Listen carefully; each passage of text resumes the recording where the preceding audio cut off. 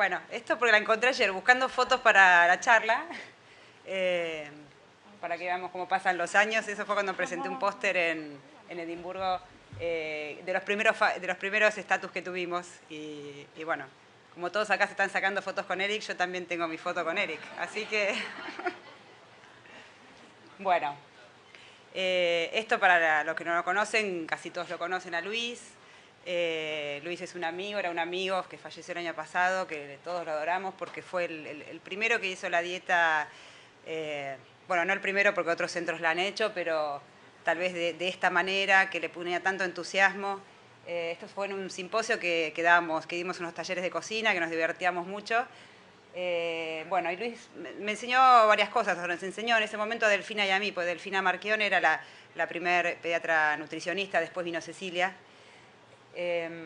Bueno, nos enseñó en el manejo del cálculo, digamos, de la dieta en sí mismo, pero también de la importancia de otras cosas, ¿no? Porque este es un tratamiento que implica mucho esfuerzo, mucho sacrificio, que da muchas alegrías, porque cuando el paciente anda bien uno realmente se siente muy feliz.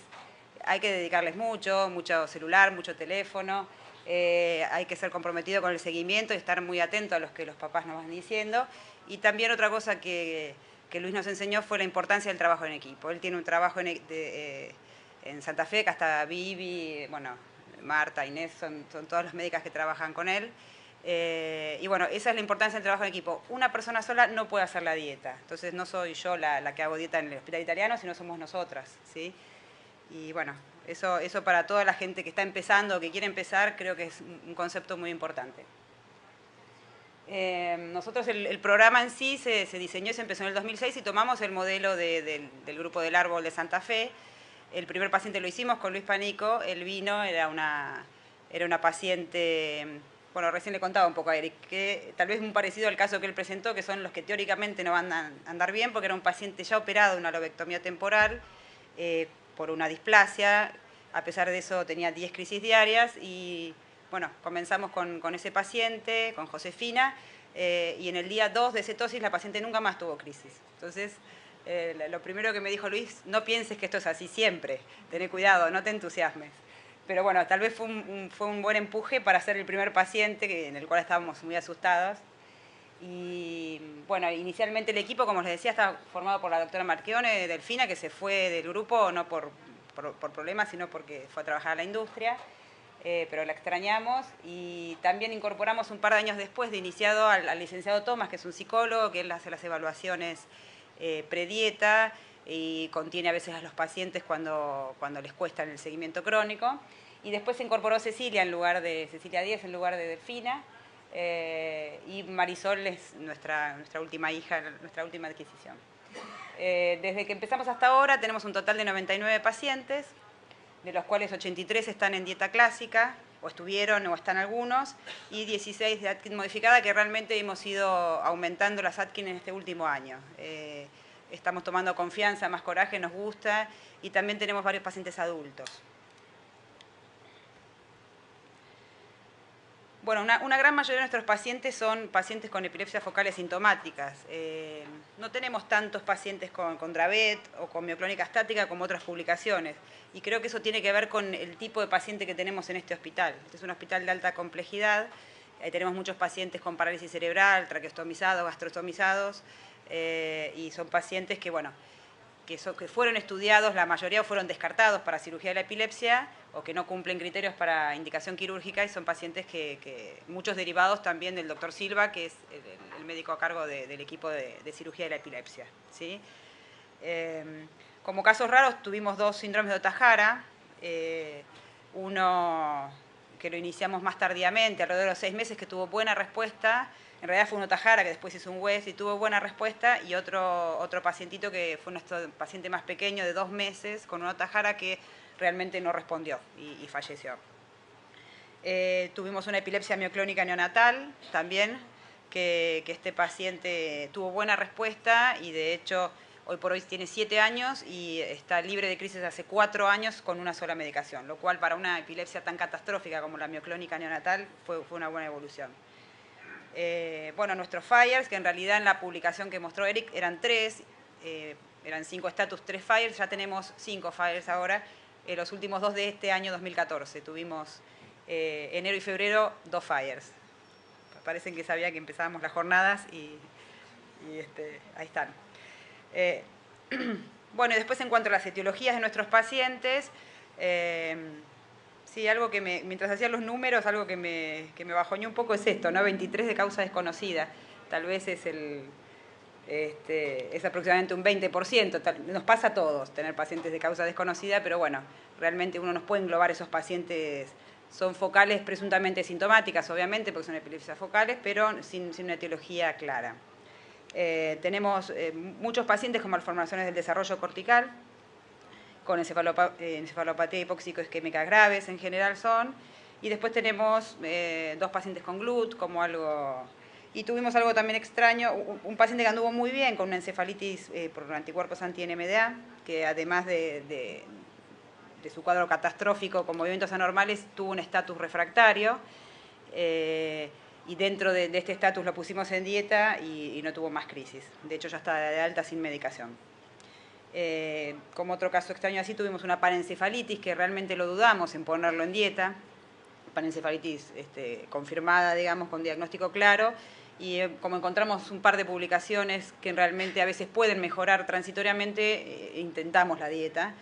Realmente pasó lo que decían los artículos, el paciente estuvo 6 meses con mucha mejoría y después volvió a evolucionar hasta que falleció. Le dio un respiro, digamos, la dieta de 6 meses. Bueno, ¿cómo nos fue con los pacientes? Tuvimos una eficacia que la evaluamos a los 3 meses y de estos pacientes, que son 99, hasta ahora podemos medir 92 porque estos 7 de diferencia son porque empezaron la dieta en estos últimos 3 meses, entonces no los pudimos evaluar. Un 12% tuvimos de control total de crisis, un 25% con reducción de más del 90 y un 35.8 entre 50 y 90. Un 8,7 no respondió nada a la dieta y entre 0 y 50 fue un 18,5, o sea que más o menos no fue como está en la literatura, ¿sí? O sea, si uno mide la eficacia total, aproximadamente el 72,8% de los pacientes disminuyeron al menos el 50% en las crisis, ¿sí? Yo analicé en realidad la eficacia en las focales sintomáticas porque son los pacientes que más tenemos. Digamos, tenemos muchos pacientes de focales sintomáticas para ver realmente qué es lo que dicen, ¿no? Que no responden tan bien. En realidad no nos fue tan mal en la efectividad total, porque un 66% respondieron. Lo que sí notamos es que no tienen buen control de, o sea, no logran el 100%. Solamente un 3% logramos 100% de control de crisis. Bueno, ya digamos, como llevamos varios años, tenemos muchos pacientes ya de alta, digamos, y pudimos ver qué les pasó después también. Tuvimos 22 pacientes que completaron, o sea, un cuarto de los pacientes completaron entre 2 y 3 años de tratamiento. En los que no funcionó, bueno, la dieta se discontinuó, obviamente, o en los que tuvieron efectos adversos. Y en estos pacientes, en los que les dimos el alta, por decirlo de alguna manera, la dieta la retirábamos en 2 a 3 meses. Tal vez al principio no, al principio los primeros pacientes nos llevaba un año sacarles la dieta, tal vez por falta de experiencia, un poco de miedo, y también porque después en los congresos uno escuchó reiteradas veces que no hay que tardar tanto en sacarla, que hay que bajarla cada vez más rápido. Así que nos animamos en los últimos a sacarla en 2 meses y realmente no pasa nada, ¿sí?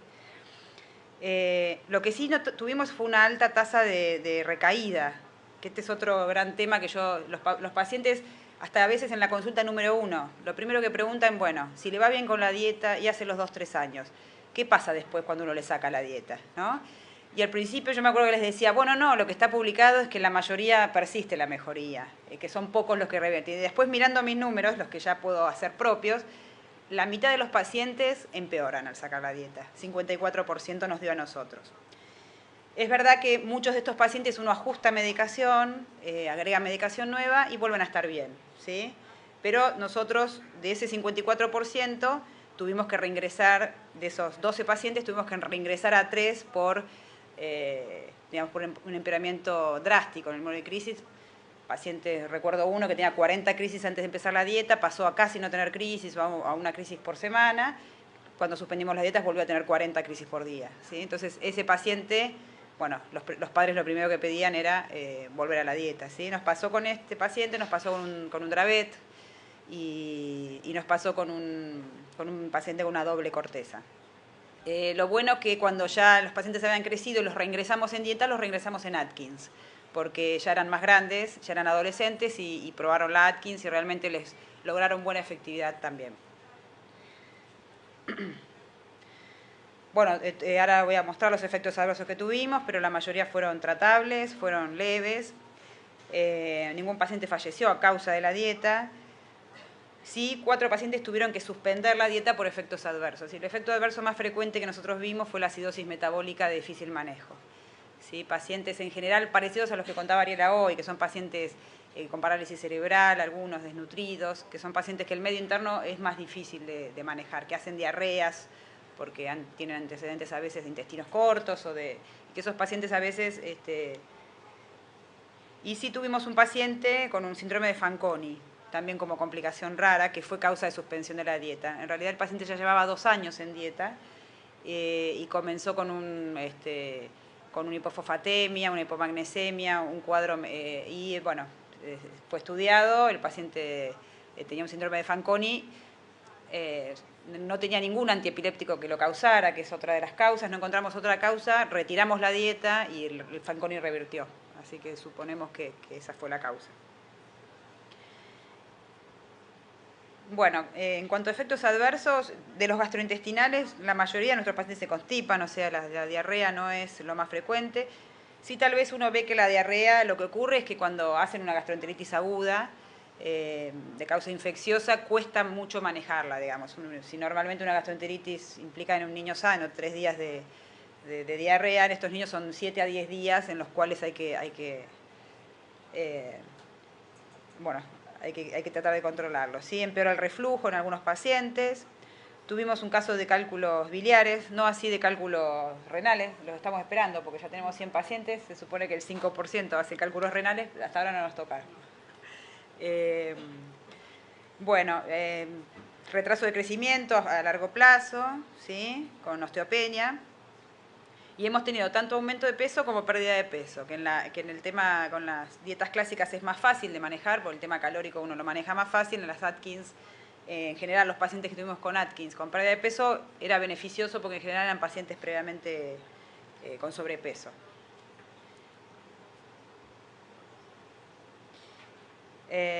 Otro efecto adverso frecuente que hemos visto, y sobre todo en los pacientes gastrostomizados llamativamente, es la hipocalemia, que todavía es un efecto adverso que no entendemos, porque a misma dieta, recibiendo ketocal o recibiendo alimentos procesados o recibiendo preparados, fórmulas caseras, los pacientes con gastrostomía hemos visto alta frecuencia de hipocalemias. Hipocalemias que requirieron correcciones endovenosas en varios casos, ¿sí? Todavía no entendemos bien el mecanismo, porque en algunos hemos hecho mediciones de potasio en orina, no era por ahí el tema. Creemos que algo debe tener con el débito de gástrico, cuando el paciente, digamos, antes de alimentarlo, retira el débito y ese débito a lo mejor hay pérdida de potasio por ahí probablemente. Bueno, como les decía, tuvimos un Fanconi y otro caso extraño, no extraño, fue de los primeros, ¿no? Fue un déficit de cobre. Nosotros al principio acá no disponíamos de ketocal con los primeros pacientes, creo que fue el 3.º o 4.º paciente. Y comenzó con un rash en la piel, con una alopecia y con una visitopenia. Tenía una leucopenia y una anemia severa. Bueno, hematólogo, punción de médula ósea, realmente no entendíamos qué pasaba. Hasta que fui a Arizona, al Congreso de Arizona, y escuché una charla de Beth, que dio una charla de déficit vitamínicos y oligoelementos. Y bueno, cuando dio la charla y habló del cobre, digo, ese es mi paciente, tiene un déficit de cobre. Y de hecho le mandé un mensaje a Delfina en ese momento que bueno, le midió ceruloplasmina, que el valor de corte mínimo creo que es 15 y tenía 3 el paciente de ceruloplasmina. Así que lo suplementamos con cobre y estas cosas probablemente mejorando a lo largo de los años, teniendo las leches y mejorando la parte nutricional no nos vuelvan a pasar, ¿no? Pero bueno, se aprende también de estas experiencias. Bueno, el déficit de tiamina que comentó hoy Sol, alteraciones lipídicas como están descritos y también algunas alteraciones del QT corregido, que son asociadas en general a la acidosis, ¿sí? Bueno, de nuestros pacientes con Atkins, no sé si no estamos haciendo las cosas del todo bien, pero la verdad que no tenemos, hasta ahora no tenemos algún paciente con 100% de control de crisis. No sé por qué. O sea, tenemos muchas mejorías, ¿sí? Ahora las vamos a ver, pero no 100% de control de crisis hasta ahora. Los efectos adversos son muy leves, la mayoría, muchos bajaron de peso y en un par de casos aumento del colesterol. Fíjense los pacientes, estos son todos los Atkins, ¿sí? Tenemos algunos pacientes de 20 años, 21 años. Fíjense que algunos no respondieron, algunos respondieron más de un 90%, pero no tenemos ninguno a 100% de control de crisis. Lo bueno de la Atkins es que, bueno, el paciente no se interna, es más fácil digamos, se hace en consultorio y realmente es más fácil de cumplirla, ¿no? Tenemos una mujer de 53 años, nuestra primera adulta grande, que se porta bastante bien. Sí nos llama la atención que tienen bastante buen cumplimiento. Yo creo que uno cree que adultos es verdad que muchos son adultos de 20 y 21 años que están al cuidado de los padres, ¿no? No son adultos con una vida independiente. Y bueno, acá tenemos 2 o 3 que pusimos en los últimos meses que todavía no sabemos la respuesta. Bueno, y hablando un poco de los estatus, yo quería hacer un poco hincapié en los FIRES, mostrarles nuestros FIRES porque son tal vez estas entidades diferentes, que nos va tan bien con la dieta en el sentido de la efectividad. Y bueno, como les decía, entre el año 2006, que fue nuestro primer paciente, y el mes pasado, tenemos 5 pacientes, de los cuales 4 son varones y una es mujer. Bueno, la primera paciente fue una mujer, Fátima. Fue la que más días estuvo en estatus, fíjense, 52 días en estatus. ¿Por qué? Porque no se nos ocurrió implementar la dieta. Justo fue el congreso de la SANI de neurología del año 2006 y estaba invitado el doctor Olivier Dulac, que vino a dar unas conferencias, lo invitamos a conocer el servicio y de paso le contamos este caso. En un momento, bueno, en ese momento no se llamaban FIRES, todavía se llamaban DESC. El doctor Dulac dijo, esto es un DESC, pónganlo en dieta cetogénica. Bueno, y así fue. Fátima hacía 52 días que estaba en dieta, que estaba en estatus. La mayoría de las crisis de ella, ahora vamos a ver algunas, eran faciales, operculares, digamos, con automatismos orales, clonías. Y otra característica que por momentos hacía estatus no convulsivo, o sea que realmente ella no salía del coma y no entendíamos por qué. Los electros en todos los pacientes fueron parecidos, con actividades en general focales, a predominio temporal, a predominio frontotemporal, a algunos parietales. Y ella la pusimos en dieta y a las 24 horas de entrar en cetosis no tuvo más crisis. Y de hecho, bueno, ahora después vamos a ver la evolución. Después tuvimos 2 varones más en los años subsiguientes, uno de 12 años, uno de 4 años. Ya aquí nos apuramos un poquito más, tal vez porque ya sabíamos de qué se trataba, 18 días. 30 días este varón tardamos, pero porque vino derivado ya con 20 días de estatus, ¿sí? Y fíjense que todos los pacientes respondieron rápidamente, entre 2 y 3 días. La diferencia fue que algunos pacientes, el primer paciente y el cuarto paciente, que lleva pocos meses, lleva 2 meses de evolución, hasta ahora está libre de crisis, pero algunos pacientes siguen teniendo crisis, quedan con cuadros de epilepsias, a veces que continúan con medicación y siguen con crisis, ¿sí? La diferencia es que no vuelven a entrar en estatus. Y todos los pacientes tienen crisis, hay que pensarlo siempre en pacientes con crisis de comienzo agudo, con cuadros febriles previos, con crisis muy localizadas en la cara en general, con inversión ocular, con compromiso de nistagmus o clonías, y con generalización secundaria. Para nosotros es fundamental el tema del monitoreo, o sea, manejar un paciente en estatus superrefractario sin un monitoreo electroencefalográfico creo que es difícil, digamos. ¿Por qué? Porque muchas veces estos pacientes parece que salieron y están en estatus no convulsivo, entonces eso es una ventaja que tenemos aquí, ¿no? que contamos con esta opción de hacer monitoreo.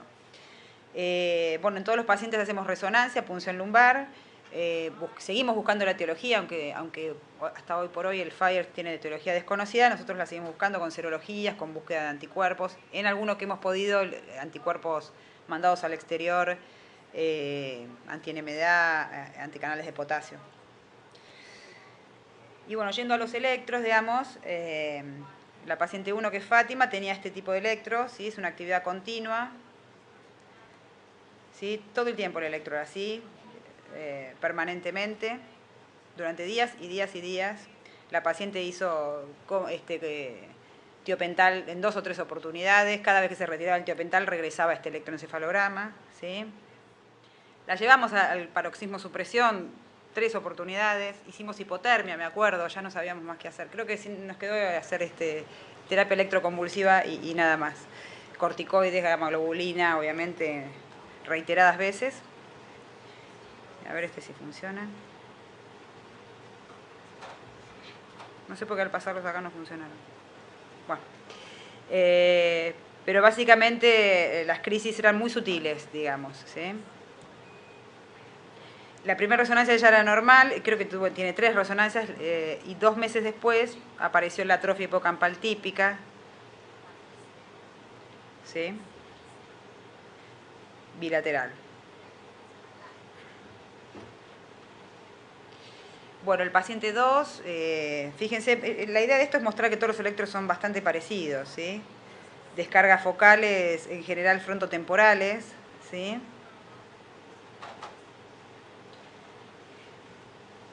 También paroxismo supresión hicimos en 2 oportunidades. Y un poco, me acuerdo un concepto que el doctor Dulac nos dijo: no le pongan tiopental, porque el tiopental es muy deleterio y encima no sirve para nada en el FIRE. Y bueno, no sé, ya creo que en el último paciente ni intentamos tiopental porque la sensación es esa, que uno quiere seguir el algoritmo y realmente no sirve en estos pacientes. La primera resonancia también, esto es frecuente, está descrito en el FIRE, que tengan inicialmente resonancias normales y después muestren lesiones, ¿sí? Inespecíficas, hiperintensas, difusas, digamos, ¿sí? No siempre tienen que estar, el 50% de las resonancias pueden ser normales y persistir normales a lo largo del tiempo.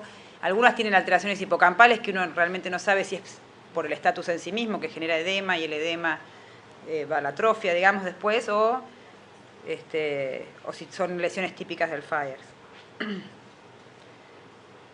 Bueno, y el paciente 3 mostró con el tiempo una atrofia leve difusa, con una leve hiperintensidad periventricular, también todos síntomas y signos inespecíficos, ¿sí? Bueno, el paciente 4 es más reciente, es un paciente que estuvo, a lo mejor algún médico de acá lo conoce, lo seguía el doctor Pasteris en Catamarca, en realidad, porque el paciente empezó en noviembre un cuadro de fiebre y estatus superrefractario. Digamos, durante su estadía en Catamarca se intentó 2 veces tiopental y realmente tuvo un mes en respirador, y cuando logró salir del respirador quedó con 7 drogas aproximadamente, y así los derivaron a nosotros con crisis frecuentes. Nosotros cuando lo recibimos no estaba en estatus, tenía crisis prácticamente diarias con 7 drogas. Bueno, la duda era, si lo estudiábamos, y la sospecha ya era que fuera una encefalitis anti-NMDA. Realmente dudábamos porque no tenían movimientos anormales el paciente, y claramente empezó a aumentar nuevamente cuando estuvo acá su epilepsia, sus convulsiones, digamos, que realmente nos costó darnos cuenta porque el paciente comenzó con alucinaciones, entonces parecía más un cuadro psiquiátrico asociado, y realmente hasta que hicimos un videoelectro prolongado y nos dimos cuenta que estas convulsiones, que estas alucinaciones en realidad eran de origen epiléptico. El electro del paciente era permanentemente así, digamos.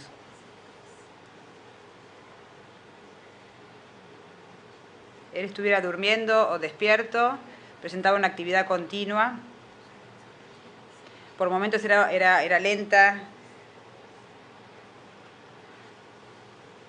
Sí, predominio siempre izquierdo. En algún momento hizo descargas del lado derecho.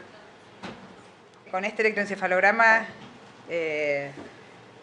digamos, fue permanente, digamos, tenía una actividad constante Por momentos era muy lenta, rítmica, monomorfa, y por momentos tenía ondas agudas y espigas intercaladas. Fíjense todo el trazado, ¿sí? Por momentos se hacía bilateral, como ahora.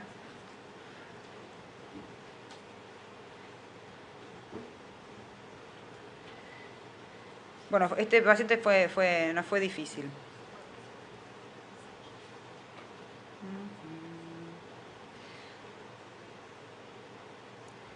Bueno, con él comenzamos la dieta. Ahora vamos a charlar un poquito de cómo la comenzamos.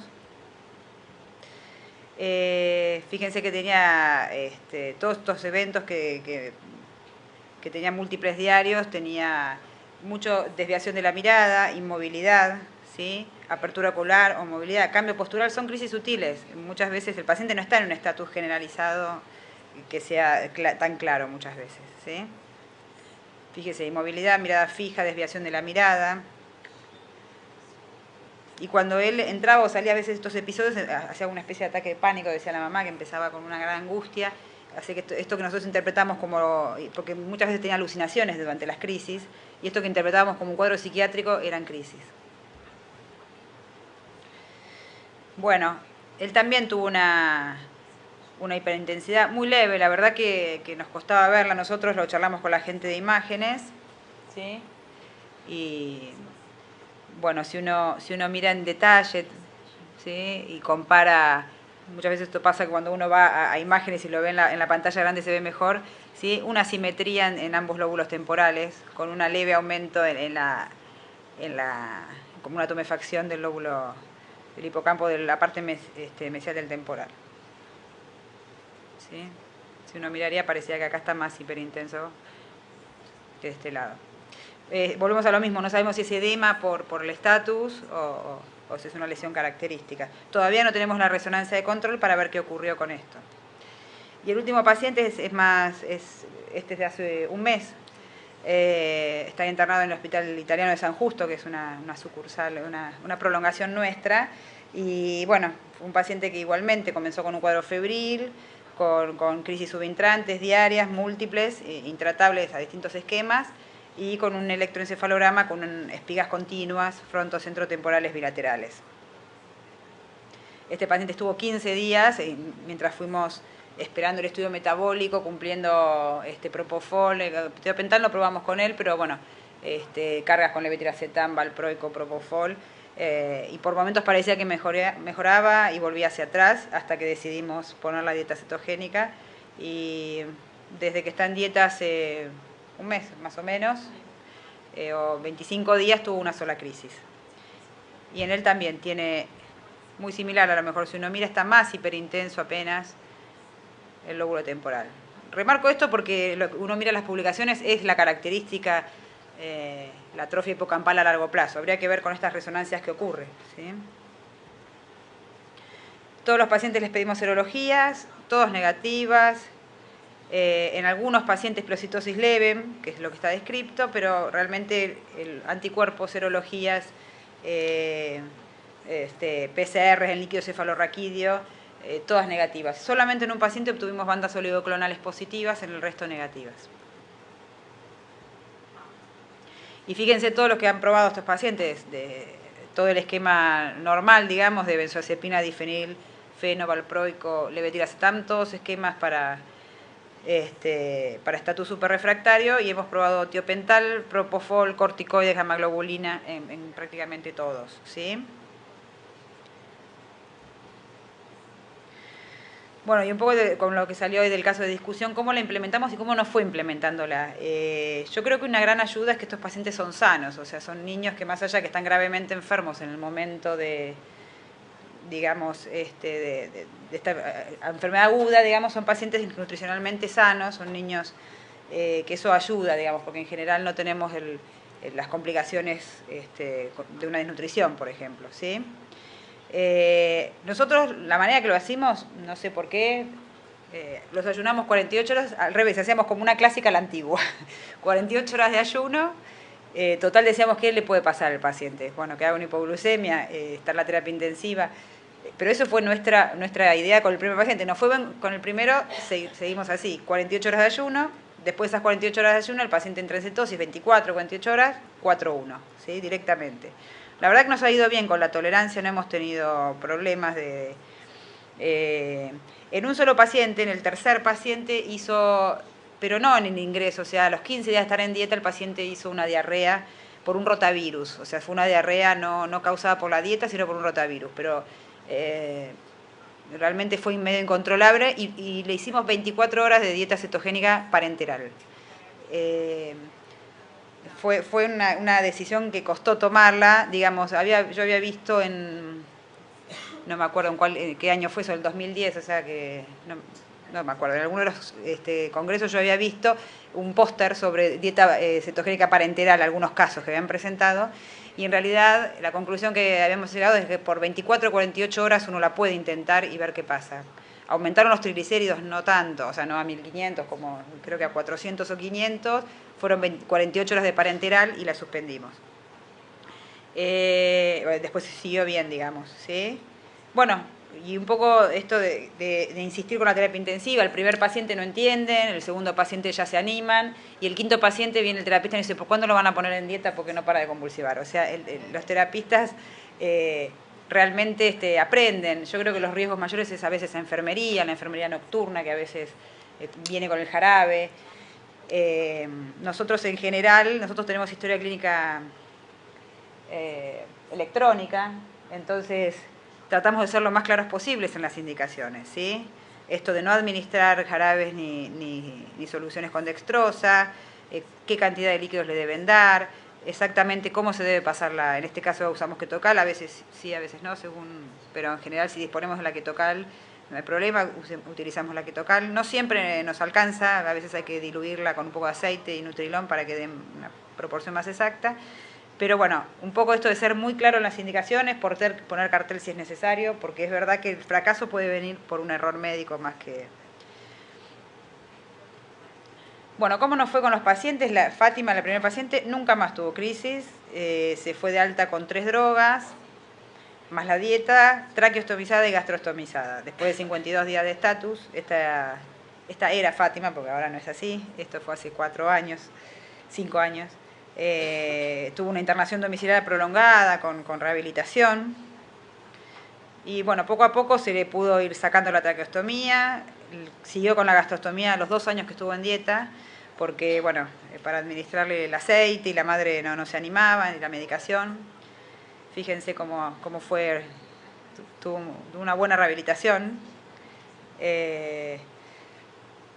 Con su coeficiente intelectual, esta es una evaluación después de 4 años del FIRE, quedó con un CI limítrofe 73, ella perdió 2 años de escolaridad con todo esto obviamente, ahora debería estar en primer año de secundario, está en 6º grado, sin maestra integradora, con apoyo psicopedagógico, ahora tiene 13 años. ¿Cuánto tiempo dejamos la dieta? Nosotros la dejamos 2 años, no sabemos cuánto dejarla. En un FIRE no sé cuánto tiempo se deja después, porque uno asume que es algo agudo, y más nos cuesta cuando les va muy bien, porque uno puede decir, bueno, a lo mejor en lugar de 2 años podría dejarla menos tiempo. A ella la dejamos 2 años, quedó medicada igual y sigue medicada con topiramato porque el electro nunca se normalizó, y va a 6º grado como les decía, y esto es Fátima la semana pasada. Es una adolescente de 13 años. Divina. Si después entran a la página esta que les dio Nutricia, que es para los pacientes, ahí está la mamá de Fátima dando un testimonio y contando este caso, ¿sí? Y bueno, es una adolescente feliz, muy bien, la verdad que nos fue muy bien con Fátima.